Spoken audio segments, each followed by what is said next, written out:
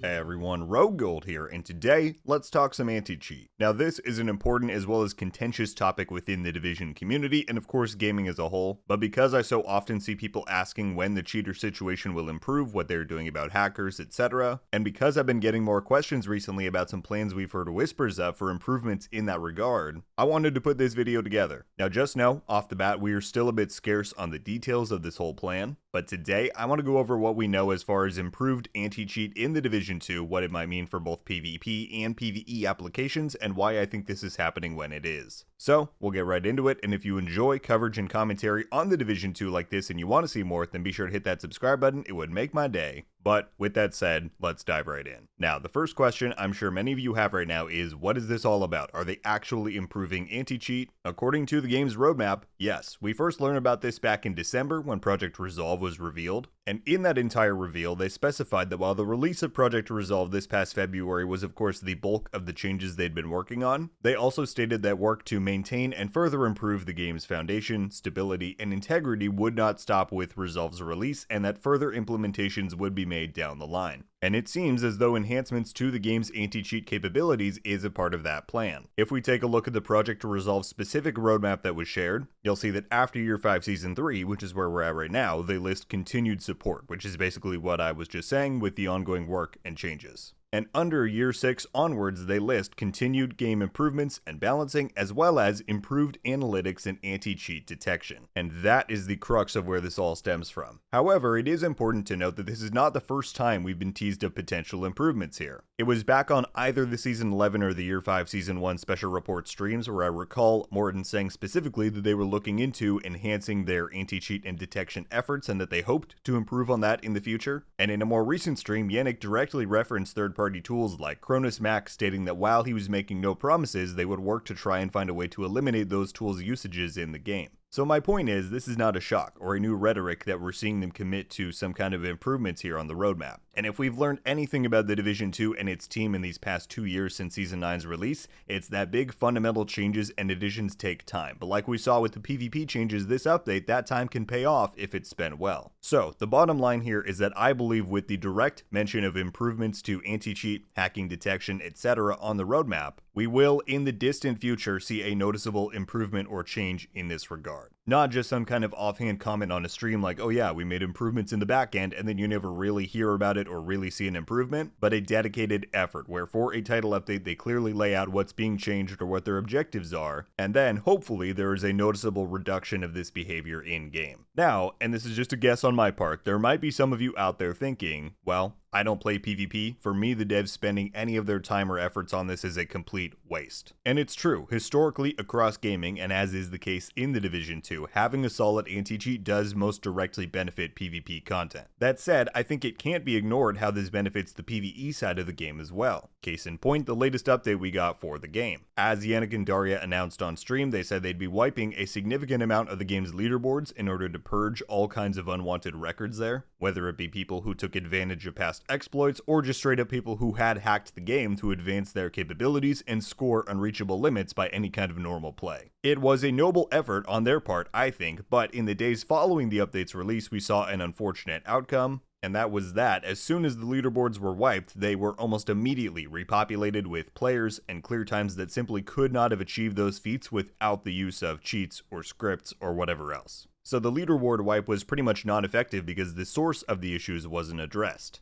And so my overall point is, having better analytics and anti-cheat detection software for the game is beneficial for everyone. Yes, it would hopefully drastically improve the PvP side of the game, especially on PC where they most frequently run into these issues, but it could also prove to restore some integrity and healthy competition to PvE as well. And if Yannick's comments of finding a way to circumvent Cronus and other forms of that end up panning out, even better, as that is something you will find very liberally used across all kinds of content on all platforms. Now the last point I wanted to cover with all of this is the why. Especially if these efforts aren't making their way into the game until Year 6, that's at least a few months out and at most close to a year depending on what update they're targeting. Why spend the time and effort implementing this for the Division 2? If the game has at most a few years of life left of content until the Division 3 gets here and the player base all transitions over to that, well, it's exactly for that reason. I highly doubt that these investments will strictly apply to the Division 2. Now I'm no game dev, this is not my field in the least, but considering it's all but a given that the Division 3 will remain on the Snowdrop drop engine using the latest enhancements and upgrades to it, it would stand to reason that whatever work the current team might be putting in to improve on the Division 2's anti-cheat resilience, software detection, etc., could then carry over and be the new baseline for the Division 3's capabilities in that area, assuming the efforts are successful in improving the situation, of course. Like I said, that is of course speculation on my part. If anyone listening is more knowledgeable on all of this stuff, I would love to hear your input on that in the comments. But that's what makes sense to me. Put the improvements into the Division 2, it will still go a long way to improve the player experience and overall enjoyment of the game, but then in a few years when it's the Division 3's time, that work can feed right into that and hopefully create a more fair and simply playable experience from the jump. I'll be very curious to hear more details on what exactly improved analytics and anti-cheat detection entail. Of course, I don't expect the devs to divulge all of their secrets, that usually defeats the purpose of good anti-cheat, but given that they are seemingly making a commitment to tackling this issue more head-on, I really do hope it's successful. Cheats and cheat makers are becoming more and more problematic each year that passes, and I mean for the entire gaming industry at large. And you're seeing stuff almost exponentially get worse with things like AI. I saw a report on a new monitor that essentially builds AI-driven wall hacks and cheats right into the hardware, so in theory that would be undetectable. As sad as it is to hear, no effort the Division team makes here will be able to fully eliminate cheating from the game. At this point in time, no dev has that power, but for them to acknowledge it's an issue and at least make an attempt to improve on it, I think is noble. There's certainly a lot of room for improvement, so I really do hope that we see it. My friends, that is all I've got for today's topic of anti-cheat within the game. As I said, been getting an uptick of questions recently about people confused from where the idea of improvements being made there were coming from, so I hope this video cleared things up, let you know what's going on. And with that, I pass the question on to you. What's your take on the matter of anti-cheat and cheating in general? Whether you're a PvP player, PvE player, I'd be super curious to see the differences between those two perspectives. How important is anti-cheat investment to you as a player and in the content that you play? And how much of the dev's time and resources do you wish for them to be contributing to that effort? I will say, as I mentioned at the start, I know this is a contentious topic, so as always, let's share our thoughts and debate with others in a respectful manner about it. There's no right or wrong answer, but discussion is how we make progress, so I'm super keen to hear everybody's takes. That is going to do it for me on this one, everybody. Thank you all so much for watching.